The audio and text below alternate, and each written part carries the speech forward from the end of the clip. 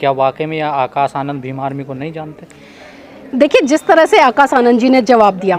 अगर इसको मैं राजनीतिक पहलू से देखूं तो राजनीति में इस तरह की स्टेटमेंट चलती रहती है, इस तरह की बयानबाजी होती रहती है। यहाँ पर किसी भी लोगों को अच्छा या बुरा नहीं लगना चाहिए अगर राजनीतिक तौर पे देखा जाए। लेकिन अगर सामाजिक तौर पर देखा जाए, अगर मैं चंद्रशेखर की बात करूँ तो चंद्रशेखर भी बहुजन समाज से आने वाला व्यक्ति है। भले अभी इतनी परिपक्वता नहीं है, लेकिन कहीं ना कहीं वो समाज के लिए काम कर रहा है। लेकिन जो इस तरह से पत्रकार के सवाल का उत्तर देते हुए आकाश आनंद जी ने कहा कि कौन भीम आर्मी, कौन भीम आर्मी, हम ऐसे छोटे, देखिए वहां तक समझ में आ रहा था, क्योंकि कहीं ना कहीं मैंने भी उनकी जो स्टेटमेंट थी उसका एनालाइजेशन किया, वो यहाँ तक कहते तो भी समझ में आता। लेकिन जो छोटे मोटे लोग हैं ये शब्द बोला, ये कहीं ना कहीं मुझे भी थोड़ा सा फील हुआ कि क्योंकि आकाश आनंद एक राष्ट्रीय कोऑर्डिनेटर आज एक बहुजन समाज पार्टी की, जो कि राष्ट्रीय पार्टी है, उसके इतने बड़े पद पर होते हुए उनको इस तरह की स्टेटमेंट शायद नहीं देनी चाहिए। ये मेरा पर्सनल व्यक्तित्व है, मैं किसी पार्टी का प्रतिनिधित्व करते हुए नहीं बोल रही हूँ, लेकिन पर्सनल आधार पर मैं कह रही हूँ। भीम आर्मी का अगर मैं बात करूँ, क्योंकि कई सर्वे भी कराए गए, लोगों ने भीम आर्मी के संस्थापक चंद्रशेखर की तस्वीर लेकर और आकाश आनंद की तस्वीर लेकर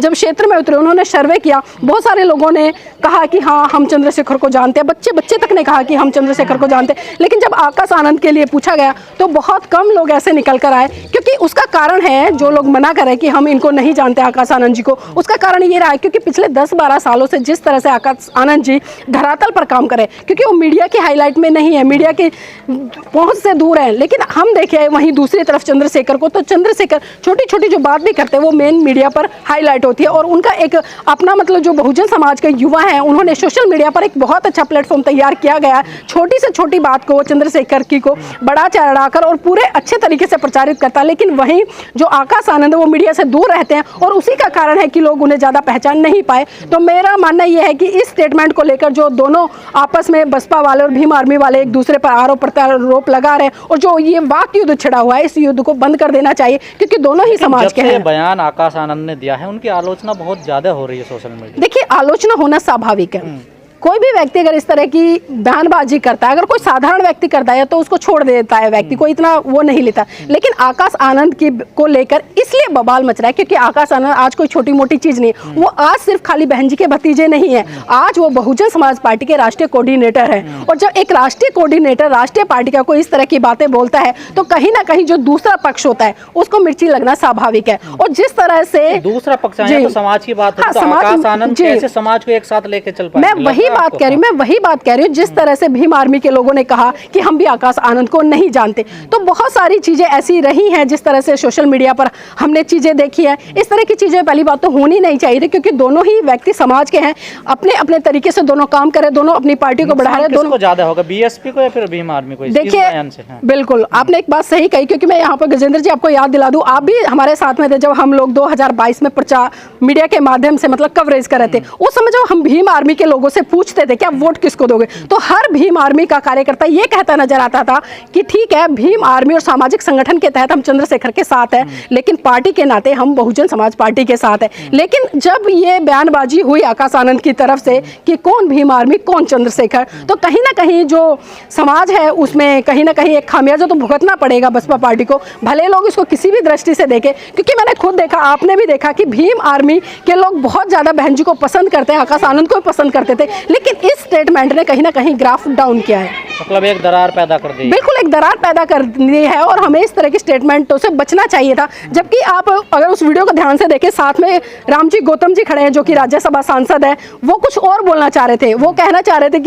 कि भाई ये हमारे उसमें नहीं है, कंपटीशन में नहीं है। आप उनकी थोड़ी सी लिप्स रीडिंग देखिएगा, मैंने देखा है बड़े ध्यान से। लेकिन वहां पर आकाश आनंद जी ने जिस तरह से जवाब दिया, वो मुझे तो लगता है आपको इस तरीके से ये अभी पार्टी को चला पाएंगे? देखिए, पार्टी को चलाने की बात और अभी एक दायित्व देने की बात, क्योंकि पहले बहन जी ने उनको तैयार किया है और करवाया भी है, भले लोग इस बात से कितना भी बात से तो नहीं लग रहा हो तैयार हो पाए। देखिए, बिल्कुल आप कहते हो कोई भी बच्चा है, आप उसको 2-4 साल तैयार करके मंच पे उतारोगे और फिर उसको इतना बड़ा पद देके आप फील्ड में भेजोगे, तो कहीं ना कहीं बहुत सारी खामियां तो होती हैं। ये नहीं कि हम परिपक्व हो गए या सारी चीज़ों को समझ गए या हमें क्या बोलना है क्या नहीं बोलना, बहुत सारी चीज़ें हैं। अब देखिए, मैंने कहा पक्ष विपक्ष का चल रहा है, विदेश से पढ़ के आया है, कोई इतने दिन से पार्टी के लिए काम कर रहा, तो इतने ऐसे बयान फिर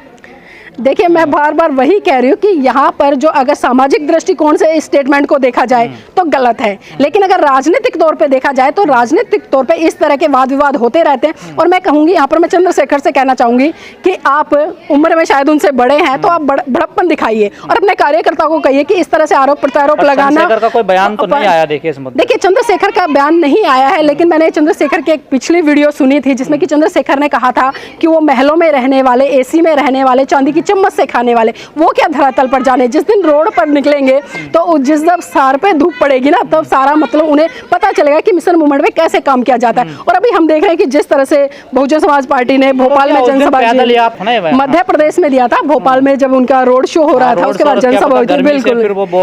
देखिए ऐसा नहीं है, ये तो मीडिया है, मीडिया कुछ भी कहेगी, सवाल करने वाले कुछ भी कहेंगे, विपक्ष कुछ भी कहेगा, लेकिन ऐसा नहीं है। मैंने कहा ना एक राजनीतिक स्टेटमेंट है और राजनीतिक स्टेटमेंट को राजनीति की तरह से देखना चाहिए। अगर मैं उदाहरण के तौर पर बात करूं राहुल गांधी कोई छोटा मोटा नाम नहीं है, काफी हाईलाइट नाम है। राहुल गांधी को भी लेकर जिस तरह से भारतीय जनता पार्टी ने लगातार निशाना साधा और उनको एक ऐसा नाम दिया कि बच्चा बच्चा उन्हें राहुल गांधी के नाम से नहीं बल्कि पप्पू के नाम से जानने लगा। लेकिन राहुल गांधी ने अपनी परिपक्वता का परिचय दिखाया और आने वाले अभी वर्तमान में जिस तरह से आप सबने देखा कि आज बहुत सारे लोग हैं जो राहुल गांधी की प्रशंसा कर रहे हैं, खासकर अन्य लोग भी प्रशंसा कर रहे हैं, तो हमें भूलना नहीं चाहिए, हमें संयम रखना चाहिए। यहाँ पर चंद्रशेखर जी को भी संयम रखना चाहिए और आकाश आनंद जी को भी संयम रखना चाहिए, क्योंकि हम सभी एक ही समाज से आने वाले लोग हैं। कैसे पार होगी? देखिए बीएसपी की नैया जैसे पार होगी वो साहब मान्यवर काशीराम जी ने अच्छे तरीके से बता दिया है, लेकिन आज जरूरत है उसी आइडियोलॉजी, उसी सिद्धांत, उसी विचारधारा पे काम करने की, क्योंकि जब तक हम उनका जो सिद्धांत था ठीक है ना, बहुजन 85 वो तो फेल हो गया ना। देखिए वो कहाँ सफल हो रहा है? देखिए अभी फेल तो नहीं हुआ, खैर हम ये नहीं कह सकते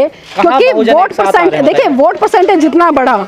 अभी पीछे उत्तर प्रदेश में 2022 में वोट परसेंटेज ठीक ठाक रहा है, इतना भी नहीं गिरा है, लेकिन जो सीटों का मामला, सीट एक पे सुकड़ कर रह गई। बहुत ही दुख भरी बात है, निंदनीय बात है, ये सोचने वाली बात है कि आखिर जिस पार्टी का जितना जनाधार रहा है, 4-4 बार सरकार बनाई है, आखिर वो एक सीट पर कैसे खड़ी हुई। तो यहाँ पर एक समीक्षा मीटिंग भी होनी चाहिए थी, समीक्षा मीटिंग में आकलन करना चाहिए था, सारी चीजों पर चर्चा करनी चाहिए थी, कार्यकर्ताओं से सारा लेना चाहिए और जितने तमाम पदाधिकारी। और मैं तो एक बात और कहना चाहूंगी, खासकर मैं पदाधिकारियों पर यहाँ पर सवाल उठाने चाहूंगी, क्योंकि बहन जी पूरे देश में नहीं घूम सकती, हर राज्य में नहीं घूम सकती, लेकिन हाँ वो इतना जरूर कर सकती हैं कि जब भी किसी भी राज्य में चुनाव होते हैं, लोकसभा के चुनाव होते हैं, तो चुनावों के बाद में एक समीक्षा मीटिंग ले और एक एक पदाधिकारियों से पूछे कि क्या काम हुआ है, कितना काम हुआ है, कितनी ईमानदारी से काम हुआ है, और उस काम का जायजा लेते हुए आगे की रणनीतियां तैयार करें। लेकिन विडंबना यह है कि मैं तमाम जो निचले कार्यकर्ता हैं वो शिकायत करते हैं कि हम बहन जी से नहीं मिल पाते, हमारी बात वहां तक नहीं पहुंच पाती है। तो ये चीजें भी कहीं ना कहीं हमारे शीर्ष नेतृत्व को समझनी पड़ेगी। जब तक आप एक आम कार्यकर्ता से नहीं जुड़ेंगे तब तक पार्टी का जनाधार बढ़ने वाला नहीं है। क्या वाकई में आकाश आनंद भीम आर्मी को नहीं जानते?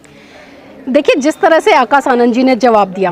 अगर इसको मैं राजनीतिक पहलू से देखूं तो राजनीति में इस तरह की स्टेटमेंट चलती रहती है, इस तरह की बयानबाजी होती रहती है। यहाँ पर किसी भी लोगों को अच्छा या बुरा नहीं लगना चाहिए अगर राजनीतिक तौर पे देखा जाए, लेकिन अगर सामाजिक तौर पर देखा जाए, अगर मैं चंद्रशेखर की बात करूँ तो चंद्रशेखर भी बहुजन समाज से आने वाला व्यक्ति है।